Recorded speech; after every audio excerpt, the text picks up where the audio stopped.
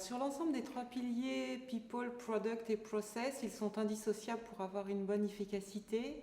Les process sont effectivement porteurs de structure indispensables, mais je dirais que l'énergie, la rapidité avec laquelle ils sont déployés est complètement liée à l'implication des équipes et en particulier l'ouverture des équipes, la capacité à apprendre, la capacité à se projeter en tant que contributeur à la valeur ajoutée de l'entreprise. L'esprit d'équipe sont autant de valeurs que nous déployons chez Bostik et donc notre transformation depuis 3 ans tient énormément à cette énergie considérable de l'ensemble des équipes de Bostik au niveau mondial. Et en tant que management, nous sommes extrêmement impliqués dans le maintien et le déploiement perpétuel de cette capacité d'apprentissage et d'évolution des équipes.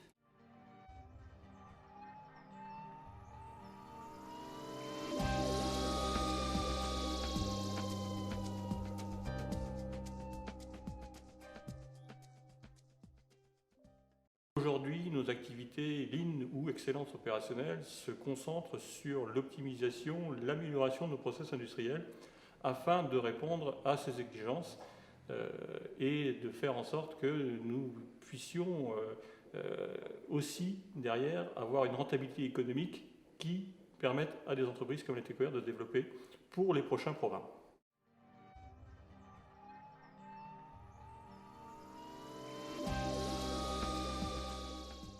Les people sont un prérequis. Nous avons besoin de gens qui sont extrêmement compétents, qui sont motivés et qui sauront, par leur motivation, développer des produits. Et ces produits, nous devons les concevoir de la façon la plus efficace possible, puisque nous sommes dans un marché qui est sous tension d'un point de vue coût, sous tension d'un point de vue time to market.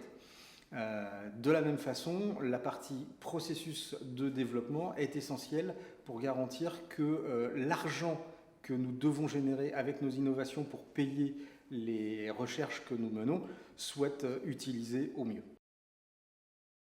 Le process sur lequel nous on a beaucoup de choses à travailler, puisque on est sur un time to market moyen de 18 mois avec une forte volonté de le réduire justement en travaillant nos process. Les hommes, et c'est aujourd'hui la difficulté qu'on rencontre dans l'entreprise, de bien faire accepter ces nouvelles méthodes par les hommes et à commencer par le top management. Ce que je retiens aussi de nos échanges divers et variés, ça repose sur une culture, sur un historique vécu par chacun, et puis avec la capacité dans l'entreprise se constituer sa feuille de route. Et pour ma part, je pense que c'est vraiment le point clé dans une démarche de ce type-là, c'est quelle feuille de route avec une vision d'excellence plus qu'une vision du lean qui va être une vision centrée sur l'outil, mais quelle est votre vision, votre description de l'excellence? C'est ce que disait Takashi, 3, 5, 10 ans.